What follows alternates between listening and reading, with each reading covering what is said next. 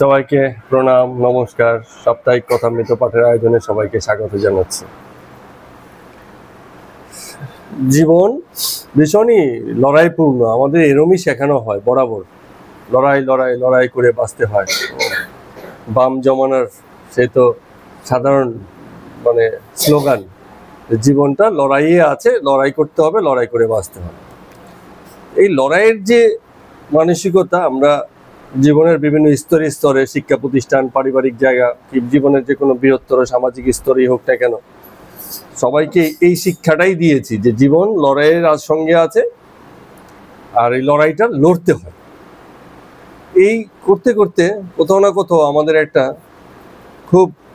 দেশের মন তৈরি হয়ে যায়, যে মন, এই লড়াই মানে কি, প্রতিকূল পরিস্থিতি, প্রতিকূল ব্যক্তি, প্রতিকূল ঘটনাবলী, এগুলির সঙ্গে লড়তে লড়তে সবাইকেই তো প্রতিকূল মনে হয়।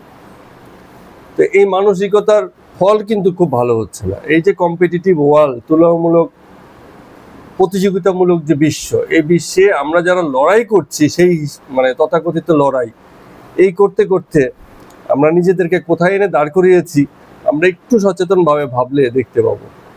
তার থেকে খুব ভালো যদি কেউ বেছে নেয় একটা সহজ জীবন। কেমন জীবন? যেই জীবন এই লড়াই আর প্রতিযোগিতার ধার ধারে না, স্বাভাবিক প্রতিষ্ঠা আছে, সহজতারই প্রতিষ্ঠা। যেমন জোটে, যেটুকু জোটে, যেটুকু আমার যোগ্যতা, যেটুকু সক্ষমতা, তার উপরে বেঁচে থাকার লড়াই। আর এই লড়াইটা লড়তে লড়তে কি হয়, একসময় অসময় লড়াই হয়ে যায়। সমাজে তাই হয়েছে, লড়াইয়ের সুবিধাগুলো নিয়ে কাউকে, যে যোগ্য তাকে দমিয়ে দিয়েছে, যে অযোগ্য সে সামনের দিকে এগিয়ে গেছে। কারণ সবার কাছে একই লড়াই, যোগ্যতারই লড়াই। কেউ নিজের যোগ্যতায় পেয়েছে, কেউ অর্থের যোগ্যতায় পেয়েছে, কেউ ক্ষমতার ব্যবহার করেছে। এই করে করে একটা পরিপূর্ণ অসম লড়াইয়ের জীবন শুরু হয়ে গেছে। লড়াই আর এখন স্বাভাবিক লড়াই নেই, অসম লড়াই হয়ে গেছে।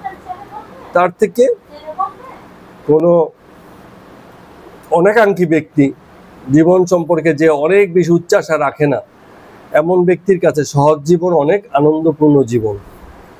ধর্ম, বিশেষ করে সনাতন ধর্ম, এই সহজ জীবনের পক্ষেই চিরকাল দাঁড়িয়েছে। ওই লড়াইয়ের গল্প ইসের কাছে নেই, এই সনাতন ধর্মে নেই। প্রতিষ্ঠার গল্প সনাতন ধর্মে নেই, ভোগের গল্প সনাতন ধর্মে নেই। সেখানে বনবাসের উচ্চতার কথা বলা হয়েছে। সেখানে জীবনের শুরু এবং শেষ এই লড়াইপূর্ণ জীবন থেকে দূরত্ব বজায় রেখে শুরু হয়। শুরুতে কি হয়, ওই গৃহ ছেড়ে গুরুর আশ্রমে যেতে হয়। শিক্ষা জীবন, লড়াইয়ের বিষয় নেই সেখানে। আর শেষ জীবন কি হচ্ছে, সেটাও এসব থেকে পৃথক। তো কোথাও না কোথাও এই সহজ জীবনকে একটা শান্তিপূর্ণতার আশ্রয় হিসেবে ধরে জীবনকে এগিয়ে দেওয়ার কথা সনাতন বরাবর বলেছে। চলুন এই প্রারম্ভিক আলোচনা দিয়ে আমরা আমাদের আজকে কথামৃত পর্ব সংখ্যা ৮০ শুরু করছি। বিজয়কে ঠাকুর বলছেন না, কথাটা উল্টো হলো, বিজয় ঠাকুরকে বলছেন যে আপনি কিছু উপদেশ দিন। সবাই মিলে বসে আছেন তো, ওই যে বিজয় গোস্বামীর প্রতি উপদেশ হিসাবে এই পর্বটা শুরু হয়েছে। তো এই কথাগুলো বলা খুব সহজ, ঠাকুর বুঝেন। কারো কিছু সেই অর্থে জিজ্ঞাসা নেই যে আপনার কাছে এসছি, আপনি যা বলবেন আমি তাই শুনতে রাজি আছে। কেন? জীবন জিজ্ঞাসার সুযোগ দেয় না। জীবন কিছু ফরম্যাটকে, কি বলবো এটাকে, ফরম্যাটের বাংলা কি আছে, কিছু বিধিকে জীবনের জন্য সত্য ধরে নিয়েছে। তো সেখান থেকে জিজ্ঞাসার আসে না, বলে আমি তো জানি এরকম হয়, ফলে জিজ্ঞাসার উত্থান নেই সেই জায়গাতে। তো যে কারণে কোনো মহাগুরুর কাছে, যেখানে সকল জিজ্ঞাসার অবসান হতে পারতো, যে প্রশ্নগুলো জীবনের জন্য খুব জ্বলন্ত, সেই প্রশ্নগুলো আর বাইরে আসে না, গুরুর সামনে এগুলো উপস্থাপিত হয় না। তো এই জন্যই আমরা অনেকের কাছে গিয়ে বলি যে আপনার কিছু জানার আছে, বলে না না আমার কিছু জানার নেই। এই অর্থে নেই যে আমি জানতে চাই না, এমন নয়, কিন্তু আমি জানি না আমি কি জানবো, আমার জানাটা আমার কাছে পরিষ্কার না, ফলে আপনি যা জানাবেন তাতেই আমি রাজি আছি। বিষয়টা হচ্ছে এইরকম। তো রামকৃষ্ণদেব ঠাকুর এইসব ব্যাপারগুলো বুঝতেন, বুঝে ওই সেই সমাজগৃহে মানে ব্রাহ্ম সমাজে গেছেন, তো সেখানে বিজয়ের দিকে তাকিয়ে হাসতে হাসতে বলছেন, এ এক ভালো কথা বলেছ। মানে কিছু লোক থাকে যারা 5-এও থাকে, 7-এও থাকে, 10-এও থাকে, এরা খুব শেয়ানা, মানে সবেতেই আছে, 5-এও আছে, 7-এও আছে, 10-এও আছে। তো আমি, ঠাকুর বলছেন যে আমি বেশ কাটিয়ে জ্বলে গেছি এসব বিষয়ে, মানে অনেক পর্বগুলো শেষ হয়েছে, এই 7-এ থাকা, 5-এ থাকা, 10-এ থাকা, এই শিয়ানাগিরিতে থাকা, এসবে আমি নেই বলছেন। তো কেন এইসব কথা বলছেন, কারণ কি হচ্ছে বলুন তো, জীবনকে দেখেছেন বলে। মানে জীবনে মৌলিক পরিবর্তনের সুযোগ থাকে না। কথা বললে এখন খুব খারাপ শোনাবে, মানে মাথার চুলে টিকি পড়ে গেছে কিন্তু জীবন পরিবর্তিত হয়নি। অনেকটি আমি আজকে একজনকে দেখেছি,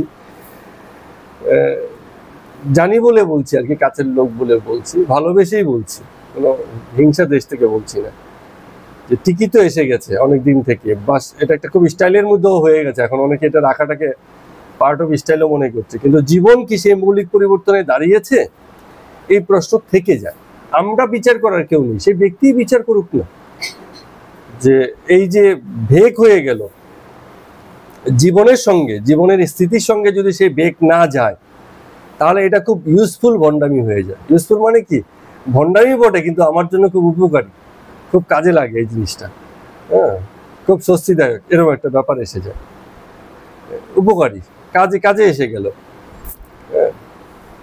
তো এইসব ব্যাপারে ঠাকুর বরাবর সতর্ক থেকেছেন এবং নিজেও বলেছেন। ওনার বেশভূষার ভিতরে কিছু ছিল না, দেখেছেন কোনো সন্ন্যাসীর বাপ, পরমহংসের বাপ, লোকে এই বলেছে, সে বলেছে, এই সে, ওগুলোকেও এই যে মানে পোশাক আশাক, খাওয়া দাওয়া, এইসব নিয়েও নিজের সমালোচনা করেছেন এবং বলেছেন এগুলো আমার আছে, ছিল, বিভিন্ন সময় পাল্টেছে, বাককালে এই ছিল, আজকে এই হয়েছে, বা আজকে এই ছিল, আগামীতে এই হবে, এই পরিবর্তনগুলো ঘটেছে। জীবনে খেলাটা মানে জীবনে থেকেই দেখেছে, গল্প করেছেন এই নয় যে ওই এককালে এই ছিলাম, এককালে ছিলাম, এই না, মুহূর্তে মুহূর্তে গল্প, জীবন থেকেই সেসব গল্পগুলো বেরিয়েছে, যে কারণে তার এই বিশেষ চরিত্র ধারণের প্রয়োজন পড়েনি, কারণ তিনি সাবধান ছিলেন, তিনি সতর্ক ছিলেন। তো এই প্রশ্নের পরিপ্রেক্ষিতে তিনি বলছেন যে যদি আন্তরিক হওয়া যায়, তাহলে এই যে বলছে আপনি কিছু উপদেশ দিন, মানে আমার যা কিছু আছে সব ঠিকই চলছে, আমার কোনো প্রশ্ন নেই, জীবন তো আমার এমনই চলবে, এরপরে বলুন যে এই সব কিছু ঠিকঠাক রেখে কি করে এগিয়ে যাওয়া যায়, বিষয়টা যেন এরকম। তো উনি উত্তরটা ওরম ভাবেই দিয়েছেন যে আন্তরিক যদি হও, হতে পারে তুমি তোমার সবকিছু ঠিক রেখে চালাতে চাও, কিন্তু আন্তরিক যদি হও তাহলে সংসারে থেকেও ঈশ্বর লাভ করা যায়। এখানে কার ব্যাপারে যেন কথা বলছিলাম, কবে যেন এই কথাটা হচ্ছিল, কার থেকে যেন কথাটা শুনলাম, যে বা আমি ভেবেছি কিনা মনে নেই, যে অনেক সময় বলে না যে নাই মামার থেকে কানা মামা ভালো, বলে তো অনেক সময়, যে কোনো মামাই নেই, দুঃখ কোথায় রাখবে, একটা আছে কানা কোনা, ঠিক আছে মামা বলে তো ডাকতে পারি, ঠিক আছে, এরকম। তো এগুলো আমাদের কি হচ্ছে, একটা মাইন্ডসেট করে দেয়, যেটা আমরা শুরুতে বলছিলাম যে জীবন আমাদের এরকম যে সবকিছু সেট হয়ে আছে, আমরা জানি এই করতে হয়, জীবনে জন্মাবো, কিছুকাল স্কুলে যাব, কিছুকাল খেলা করব, কিছুকাল পরে বড় হব, স্কুল কলেজে যাব, বন্ধু বান্ধব নিয়ে ঘুরবো, একসময় বিয়ে শাদী হবে, সন্তানাদি হবে, এই করে বয়স হবে, হরিনাম করব, মরে যাব, সব সেট আছে, কিছু মানে টেনশন নেই, কারো কিছু জিজ্ঞাসা নেই যে কেন করবো এইসব, দরকারটা কি আমার এরকম করে, এই না করে যদি আমি এই করি, করে এরকম কেউ কেউ করে। 17 বছরের মেয়েটাও তো পর্বত অভিযানে গিয়ে মারা গেল, জীবন তাকে কোথায় নিয়ে, তার মানসিক স্থিতিতে কোথায় এসে দাঁড়িয়ে গেছে, জীবনকে সেই ছকেই ফেলেনি, বলে মরে যাই তাও ঠিক আছে, বাট আমার মতো করে, আমি আমার মতো জীবন কাটিয়ে যাব। তো ব্যতিক্রম আছে, নেই যে তা নয়, কিন্তু সব সেট, লাইফ সব সেট হয়ে আছে, জানি আমি কি কি করবো, সবকিছু, কেউ এর বিরোধিতা করে না, সবাই নিয়মেই থাকতে চায়, এরকম হয়ে গেছে ব্যাপারটা। তো ওই 1 আর 100-র ব্যাপারে যে কথাটা বলছি, যেমন সংসারের কথা হচ্ছে যে সবই বাদ দেবো, 2-4টা জিনিস রাখি, কি আছে, রাখলে কি ক্ষতি হবে, ক্ষতি হয়ে যায়, ভীষণ ক্ষতি হয়ে যায়, একটা থাকলেও ক্ষতি হয়ে যায়, ঈশ্বর পথে এরমই হয়, 100% বাদ দিতে হয়, আর নাহলে স্বীকার করে যাও যে তোমার আছে, না হলে ভীষণ ক্ষতি।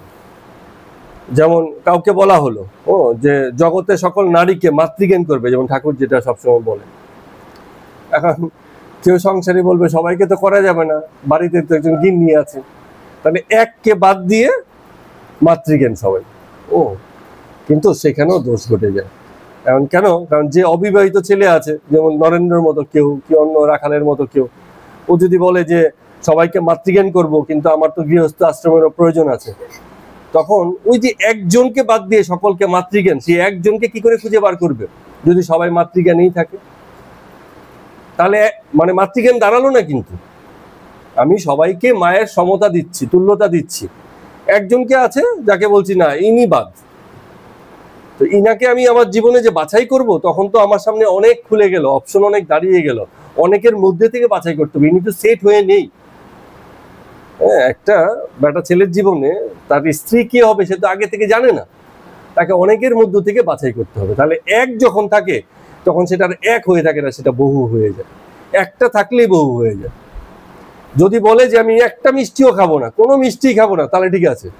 যদি বলে সব খাবো, সবই খাবো না, কিছুই খাবো না, কিন্তু মাঝে মাঝে লাড্ডুটা খেতে পারি, তো লাড্ডু খেতে গিয়ে তার আবার অন্য অপশনগুলো কিন্তু খুলে যাবে।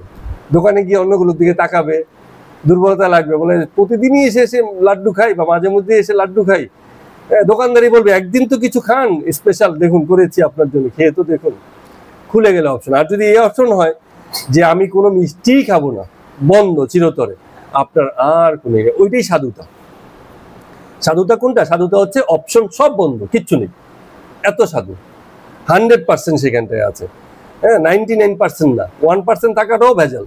ওই যে ইসের মধ্যে বলে না, দুধের মধ্যে একটুখানি চনা, একটু সামান্য একটু, অত লাগবে না আপনার, ওই এক বালতির মধ্যে একটুখানি পড়লেই হয়ে যাবে, ঠিক আছে? ব্যাপারটা অনেকটা এরকম হয়ে যায়। অর্থাৎ যদি তুমি মনে করো ত্যাগ করবে, পূর্ণ ত্যাগ, আংশিক ত্যাগে খুব বেশি মানে প্রতিষ্ঠা থাকে না। তো ঠাকুর দেখুন খুব টেকনিক্যাল জিনিস, এইসব বিষয়গুলোতে ঠাকুর মানে জানতেন, মাথা দিতেন।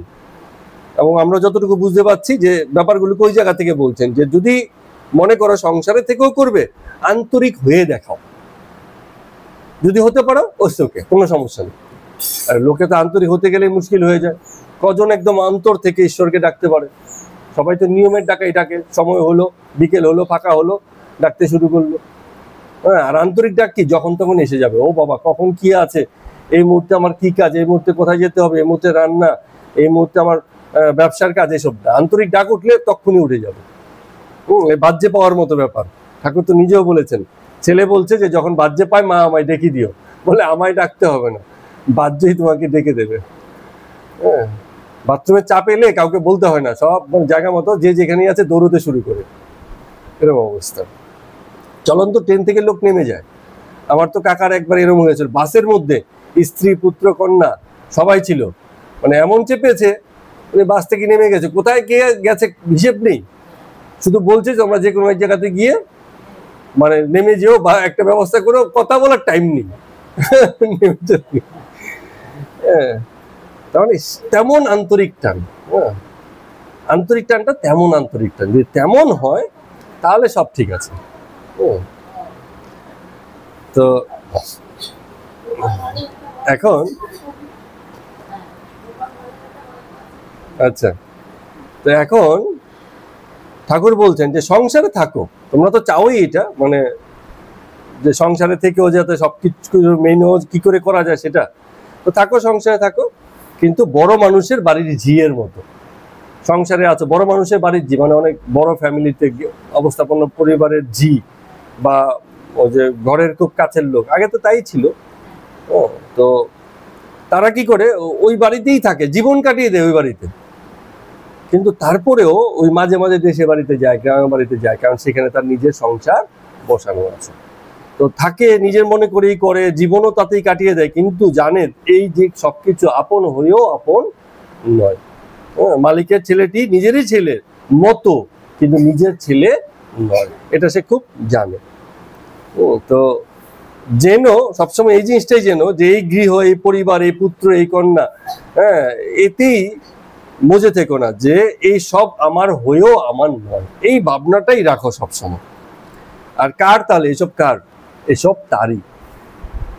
আমি যার, এসবও তারই। আমি কেবল আমার আমার করে আমার আপন বলে এই করছি। আমি যে কেবল তার দাস, এই ভাবটুকুই তো আনো না সংসারে থেকে, এই ভাবটুকুই আনো যে কিছুই আমার নয়, আমি তার দাস। তাহলে তো হয়ে গেল। কঠিন কাজ তো। অনেকে বলে এটা আর কঠিন কি, আমি তার দাস সবসময় মুখে বলতে থাকবো। কিন্তু সেই ভাব তো আনা, ওটাই তো কঠিন। তো এই যে ঠাকুর অনেক সময় বলেন যে ঈশ্বরে মন রেখো, সব কাজ করো কিন্তু মনটা ঈশ্বরে রেখো। ঈশ্বরে মন রাখবো কিভাবে? ঈশ্বরে মন রাখা মানে কি? প্রজ্ঞা কিছু বলতে পারবে? বা পৃথা, ঈশ্বরে মন রাখা মানে কি?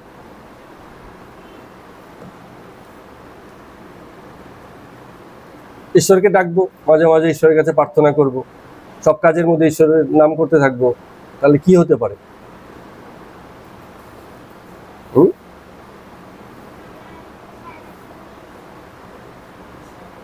সারাক্ষণই ঈশ্বরকে ডাকছো? আচ্ছা, দেখছি। কোথায় দেখছি?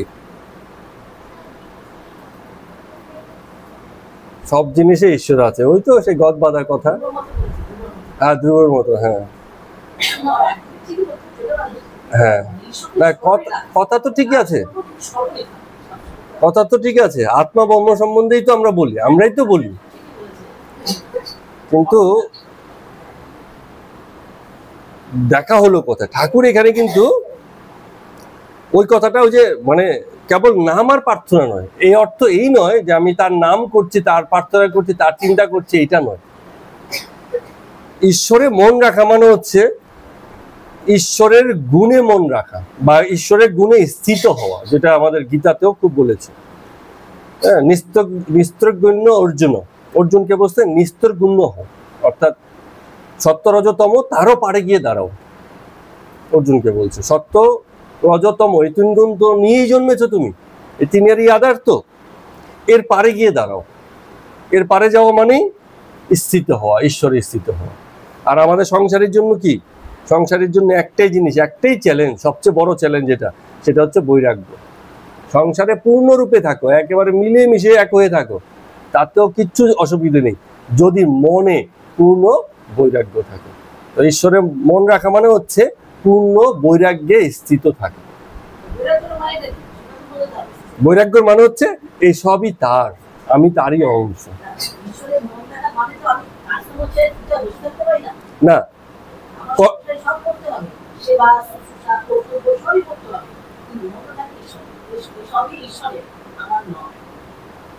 তো না, ওইটুকুনো বৈরাগ্য হয় না, এটা সীমিত হয়ে গেল ধারণাটা। না, বসে থাকার কথা গীতাও বলেনি। গীতা যেটা বলছে নিষ্কামতা। বৈরাগ্যের একটা খুব মানে গীতার ভাষায় যেটা বৈরাগ্যকে বলছে সেটা হচ্ছে নিষ্কামতা, অর্থাৎ আমি সবই করছি কিন্তু ওই বিষয়ে আমার কোনো ব্যক্তিগত কামনা নেই। কিন্তু ওটাই তো কঠিন। যখন খাই আমি তো ভাবছি যে আমি খুব উপভোগ করছি, কজন ভাবছে যে এই উপভোগটাও আমার নয়, ঈশ্বরেরই ভোগ। গ্রহণ করছেন কিন্তু আমি তো ভাবছি না। আমরা ভাবছি কি আমার আমার এই শরীরের অনুভবটাও আমার অনুভব নয়, ঈশ্বরেরই অনুভব। কারণ এই এই এই জগৎ যদি তারই সৃষ্টি হয়, তারই প্রকাশ হয়, তাহলে আমিও তারই প্রকাশ। কিন্তু পার্থক্য কোথায় হয়ে যায়? এই যে কথাটা, এটাকে বুঝতে গিয়ে কোথায় ভুল হয়ে যায়?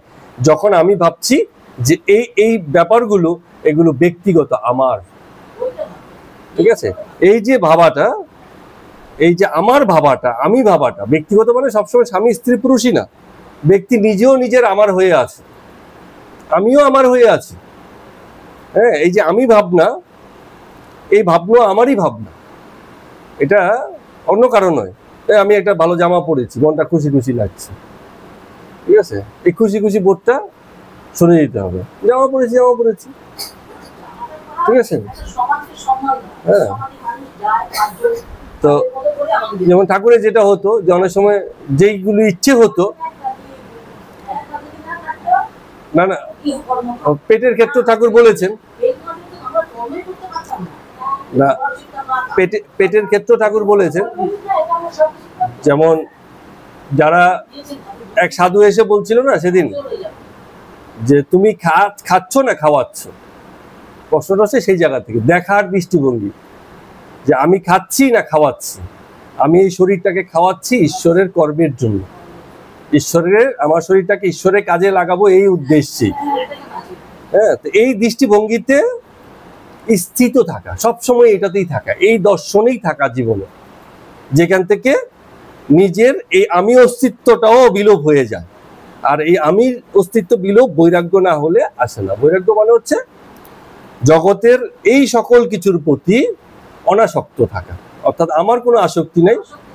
শরীরের প্রয়োজনে ডাল ভাত পেয়েছি তাই খেয়েছি, মাংস ভাত পেয়েছি তাই খেয়েছি, কিন্তু ডাল ভাতের প্রতি অনাসক্তি নেই, মাংস ভাতের প্রতিও কোনো আসক্তি নেই। এই বোধ, এটা হচ্ছে বৈরাগ্য। এই শরীরকে বজায় রাখার জন্য, ঈশ্বরের কাজে লাগানোর জন্য যা প্রয়োজন তা করে যাচ্ছে, এই বোধ, আমার কিছু নেই, এই জায়গা থেকে। তো কঠিন এই ব্যাপারগুলো, ঠাকুর যেটা বলছেন বা যে বিষয়ে ইঙ্গিত করছেন, এটা গৃহস্থের পক্ষে খুব কঠিন। যতক্ষণ পর্যন্ত এক থাকবে, হ্যাঁ হ্যাঁ হয়ে গেছে, হ্যাঁ, তার মানে বিয়ে করেও, হ্যাঁ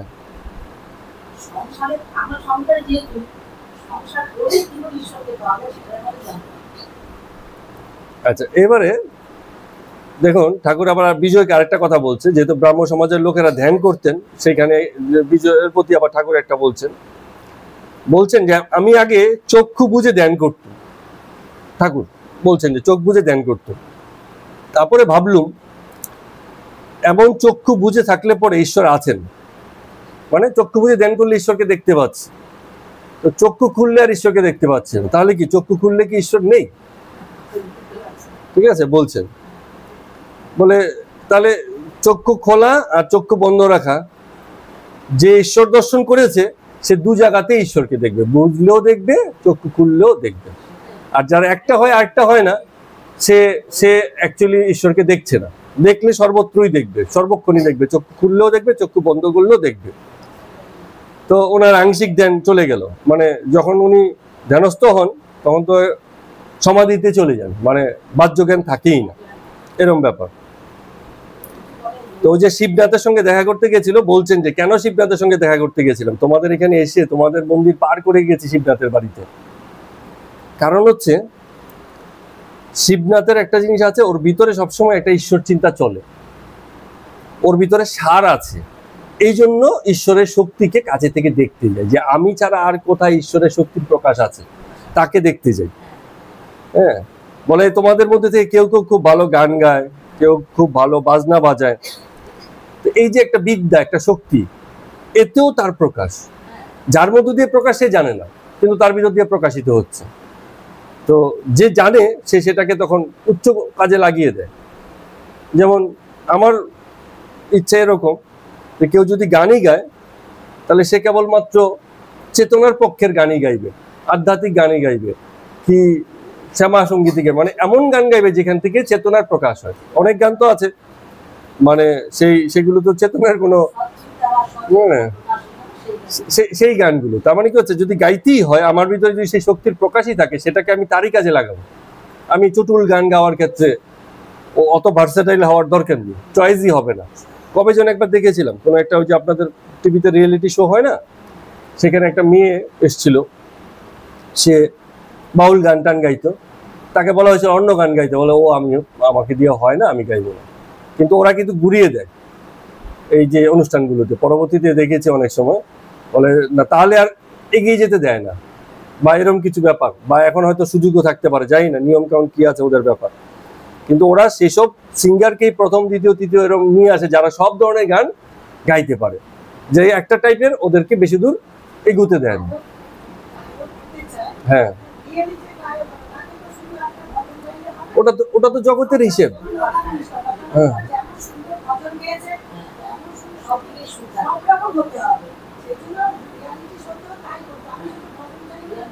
না কিন্তু ওটা রিয়েলিটি শো এর হিসেব, কিন্তু ব্যক্তির চয়েসটা কোথায় যাবে? যে জানে এটা আমার শক্তির প্রকাশ, আমি এটা 100% আমি ওই কাজেই লাগাবো, ঠিক আছে। হ্যাঁ, একটা হচ্ছে জগতের গায়ক, আর একটা হচ্ছে মানে নিজের গানের শক্তিকে আমি কাজে লাগালাম তার কাজে। এটা চয়েস, খুব ভালো চয়েস। আমি বলছি ও অত ভার্সেটাইল হওয়ার দরকার নেই। হ্যাঁ, কিছু মন্দ গাইলাম, ভালো গাইলাম, পয়সা হলো, লোকে অ্যাপ্রিসিয়েশন করলো, ঠিক আছে। হ্যাঁ, ওটা একটা জায়গা। কিন্তু কেউ আছে যেমন ওই যে মেয়েটা, কি যেন নামটা, বৈশালী নাম নাকি, হ্যাঁ, ও তো অনেক টাকা অফার নাকি ছিল ওর গান টান গাওয়ার ক্ষেত্রে, কিন্তু ওর চয়েস হচ্ছে অল্প বয়সী মেয়ে, ও যেতেই পারতো। হ্যাঁ, তো এরা এই চয়েস করেছে যে না আমি ওই ধরনের গান গাইবো না, ভজনের বাইরে কিছু গাইবো না, এরকম ব্যাপার। তো এরকম আর কি আমি বলছি যে হ্যাঁ, তো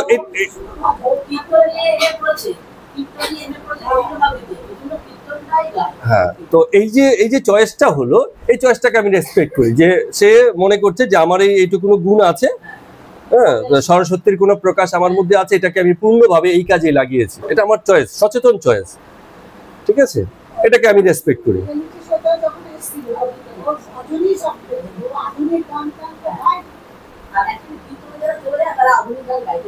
হ্যাঁ, তো এবার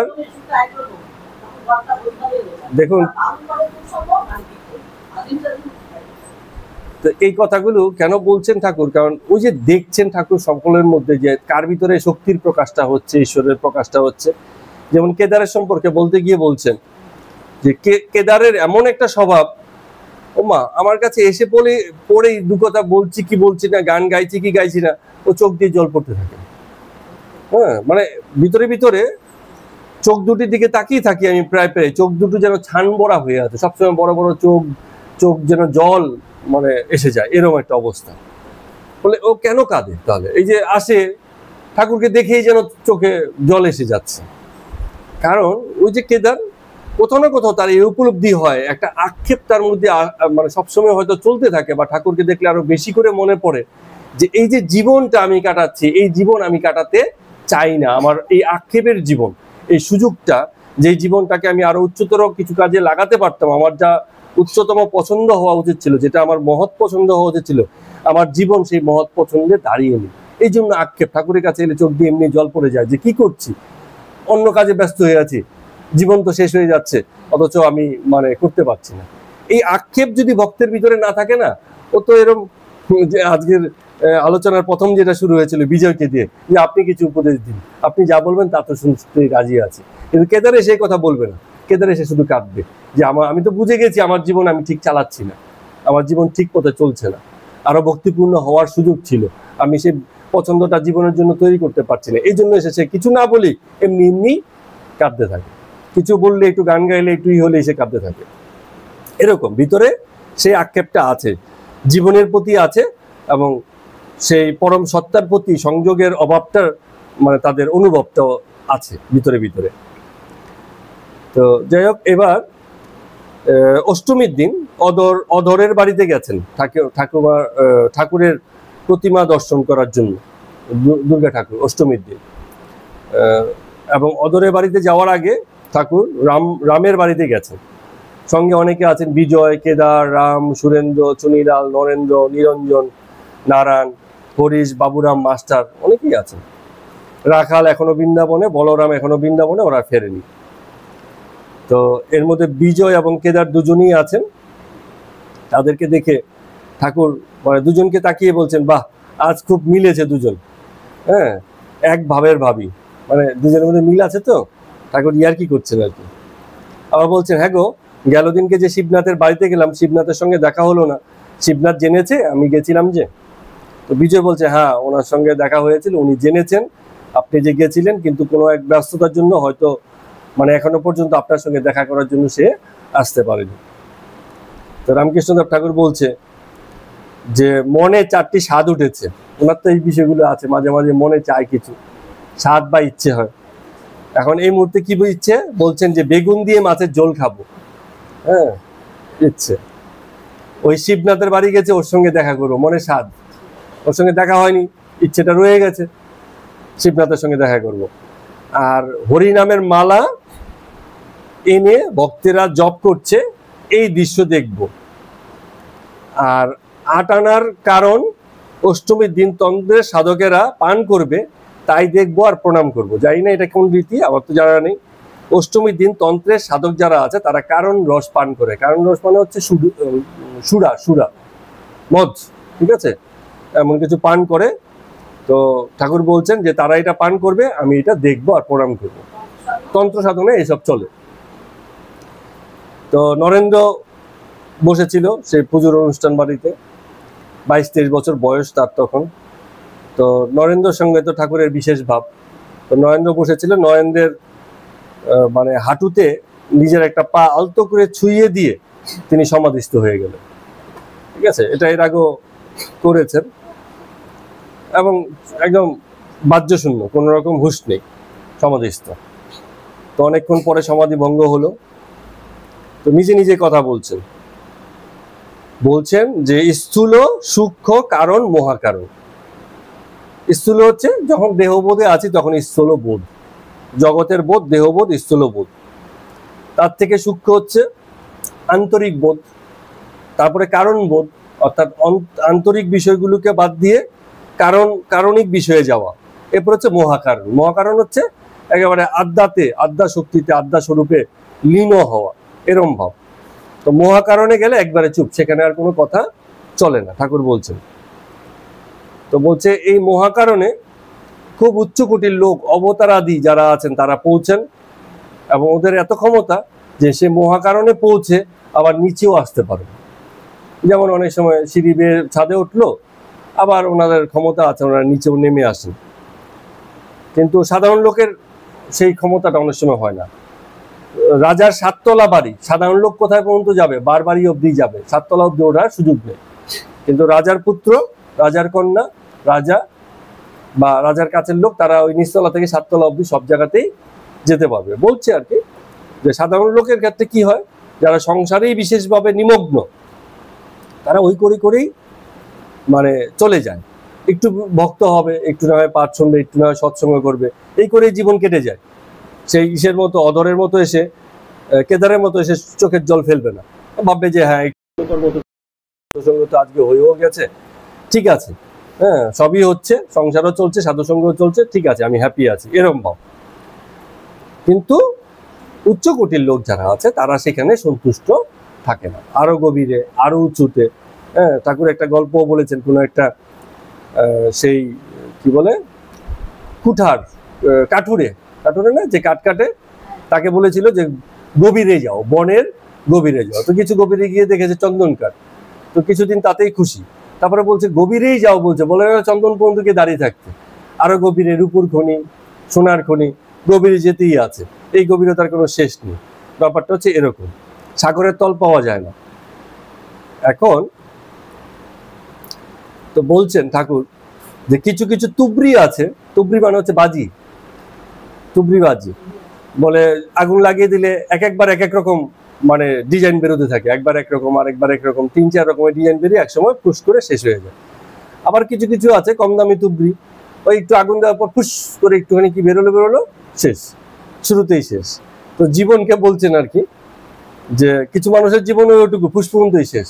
আবার কেউ আছে এইটা করলো, ওটা করলো, আরেকটু গভীরে গেল, আরেকটু বেশি ভাবলো, আরেকটু বেশি মন দিল। হ্যাঁ, এরকম যত কাশির দিকে যাওয়া তত বাড়ির সঙ্গে দূরত্ব, আবার যত বাড়ির কাছাকাছি আসা তত কাশি থেকে দূরত্ব।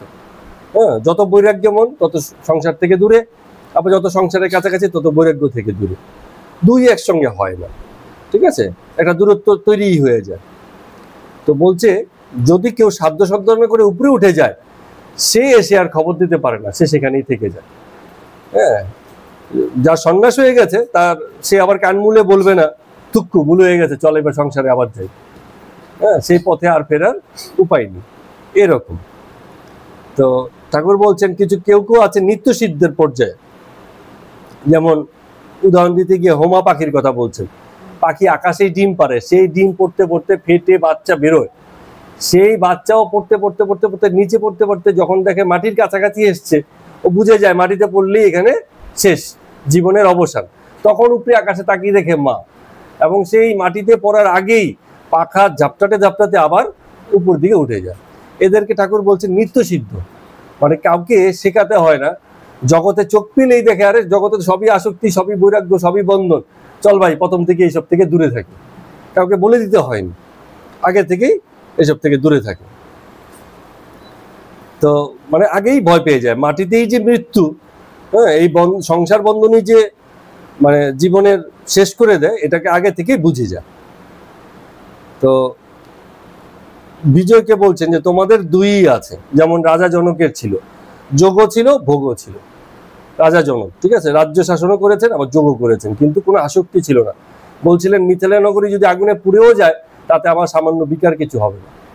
হ্যাঁ, আমি রাজা বটে, একে রক্ষা করি বটে, কিন্তু যদি আগুন লেগেই যায় আমি হাউতাস করবো না, ঠিক আছে, এরকম। তো এইবারে আরো দু একটা উদাহরণ বলছেন রাজা জনক হচ্ছে রাজর্ষি, রাজা এবং ঋষি, আর নারদ হচ্ছে দেবর্ষি, দেবতা এবং ঋষি, আর সুখদেব হচ্ছে ব্রহ্মর্ষি, ব্রহ্মজ্ঞানী এবং ঋষি। এটা আবার খুব সুন্দর একটা বলছেন সুখদেবের যে জ্ঞান, যেখান থেকে উনি বিভিন্ন ধর্মগ্রন্থে রচনা করেছেন, মহাভারত তার লেখা। তো এই যে সুখদেবের যে জ্ঞান, এটা এমন নয় যে অর্জিত জ্ঞান, কোনো গুরুর কাছ থেকে শিখেছেন বা কোনো কিছু থেকে পেয়েছেন, এটা সাধ্য সাধনা করে এই জ্ঞান হয়নি, শিখে এই জ্ঞান হয়নি। ইনি জ্ঞানের ঘনীভূত মূর্তি, ওই জ্ঞান নিয়েই জন্মেছেন, ওই অবজারভেশন আগে থেকেই মানে তৈরি। অবজারভেশন তৈরি মানে কি, হ্যাঁ হ্যাঁ, ব্যাসদেবের পুত্র। তো বলছেন এটা সাধ্য সাধনা করে আসেনি, জমাট বাঁধা জ্ঞানটা নিয়ে জন্মেছেন, জগতে এসে পর্যবেক্ষণ করে সঙ্গে সঙ্গে বুঝে গেছেন, শিখাতে হয়নি, গুরুর কাছে গিয়ে মানে বসতে হয়নি, এরকম ব্যাপার। তো এমন ব্যক্তিদেরকে উনি বলছেন ব্রহ্মর্ষি। আমরা যেটা আছে, আমরা কি হচ্ছে শিখে বুঝছি, হ্যাঁ এই তো ধর্মপথ, এই তো বলেছেন, এটা বলেছেন, ওটা বলেছেন।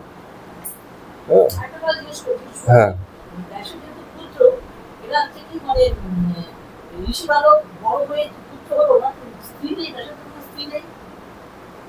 হ্যাঁ, এইগুলোর ব্যাপারে আমি যথেষ্ট আমার জ্ঞান নেই।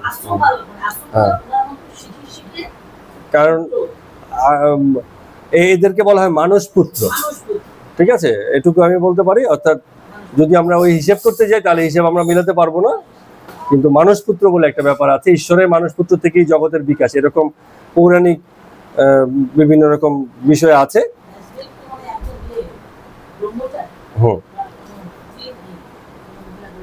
তো এরকম ব্যাপার থাকতে পারে।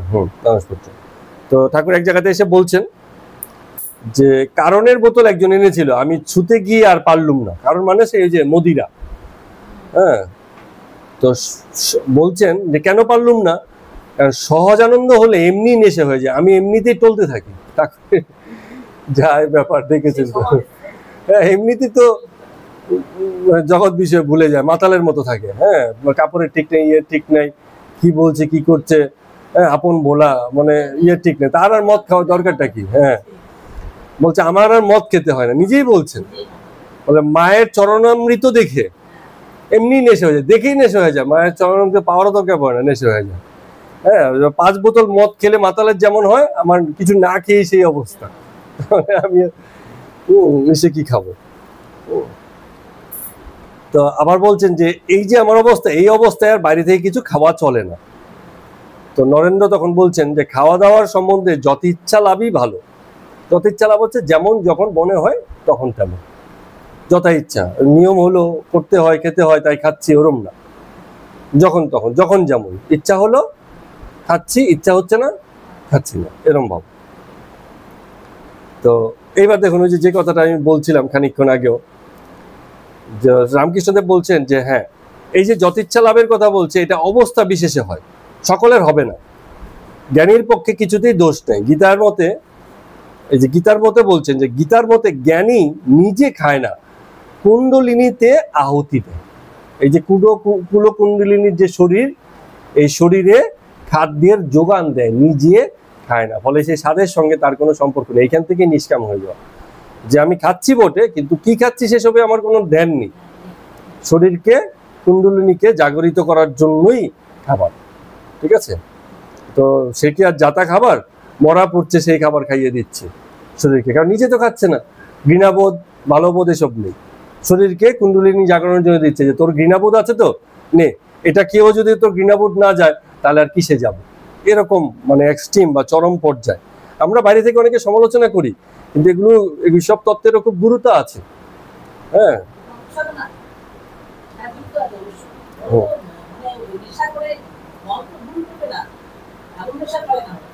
যেমনই হোক একটা গুরুত্ব আছে, আমি খুব বেশি জানি না কিন্তু গুরুত্ব আছে। অর্থাৎ এটা হচ্ছে ভাঙার মানে খেলা। এই যে শরীর আমরা পেয়েছি বিভিন্ন সংস্কারের শরীর, যখন বড় হয়ে একটা সামাজিক পরিস্থিতিতে একটা দেশকাল পাত্রে তখন একটা সংস্কার আমাদের মধ্যে গড়ে ওঠে, সেই সংস্কারকে টোটালি ভাঙা, যে মনে কোনো সংস্কার থাকতে পারে না, মুক্ত। হ্যাঁ, সনাতন ধর্মের সবচেয়ে বড় সৌন্দর্য হচ্ছে সে সবসময় মুক্তির পক্ষে বলেছে, যা কিছু আঁকড়ে ধরে বসে আছো সব ছাড়ো, সব কিচ্ছু রাখার ব্যাপার নেই, যত ছাড়বে তত মুক্তি। এরম ব্যাপার। তো বলছেন ঠাকুর, বলে আমার এখন এমন অবস্থা, আর কিন্তু সেই আগের মতো ব্যাপারগুলো আমার নেই। ওই যে কুকুরের মুখ থেকে খাবো, লোকে খেয়ে গেছে সেই পাত থেকে মানে তুলে তুলে খাবো, সেই অবস্থান নেই। এখন আমি বামুনের দেওয়া ভোগই খেতে পারি, আর না হলে কিছু খেতে পারি না। আগে দক্ষিণেশ্বরের নদীর পাড়ে দাঁড়ালো, ও পাশ থেকে মরা পোড়ার গন্ধ আসতো।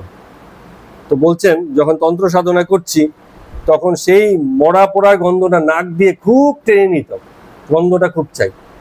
হ্যাঁ, এবং কি হতো, খুব মিষ্টি লাগতো, মনে হতো খুব ভালো গন্ধটা। হ্যাঁ, বলে এখন আর নিতে পারি না, বিভিন্ন সময় যায়, কাল যায়। হ্যাঁ, যে সাধক আছে সাধকেরও বিভিন্ন পর্যায়ে যায়। তো বলছেন যে একবার ওই কেশব সেনের ওখানে নববৃন্দাবন থিয়েটারে আমায় নিয়ে গেছিল, লুচি ছক্কা আনিয়েছে। ছক্কা ছক্কা হচ্ছে যে কুমড়ো ফুমড়ো দিয়ে করে তো, হ্যাঁ ছক্কা বেশ, কিন্তু হ্যাঁ অনেক কাল এখন এখন খুব কমই দেখা যায়। আমরা অবশ্য বাইরের খাবার খাই না, যে কারণে এমনি তো খাওয়া হয় না, করে না খুব একটা না। হ্যাঁ হ্যাঁ, না না, বলার পরে আমার মনে পড়লো, আগে তো খেতাম খুব। হ্যাঁ, লুচি ছক্কা তো কোথাও থেকে ওই দিন গিয়েছেন, লুচি ছক্কা আনিয়েছে, দোবা আনলে না নাপিত আনলে যাই না, সবাই এইসব কথা শুনছে আর হাসছে। বলে আমি তো, আমার তো যা স্বভাব, দিয়েছে খেতে ভালো লেগেছে, আমি খুব শখ করে খেয়ে নিলাম। তো রাখাল আমার পিছন থেকে বলছে, বলে বেশি খেও না, একটুখানি খেয়ে ছেড়ে দাও। বলে আমার কোথায় শুনি আমি শেষ, আমার তো ভালো লেগেছে খেয়ে নিয়েছি, মানে নাপি দোপার হিসেব করিনি। তার মানে ঠাকুরের সংস্কার আছে কিন্তু মান্যতা নেই, সেই সংস্কারকে ধরে বসে নেই। আমাদের সাধারণ লোকের কি হয়, সংস্কার আছে এবং সেগুলোকে আমরা ধরে বসে থাকি। হ্যাঁ হ্যাঁ, তো নরেন্দ্রকে বলছেন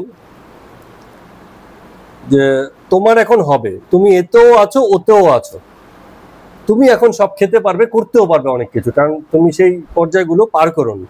তাই জন্য এবার তো একটা মহান কথা বললেন, সাংঘাতিক কথা। বলছে যদি শূকরের মাংস খেয়ে ঈশ্বরের টান থাকে, সেই লোক প্রণম্য, ধন্য লোক সে।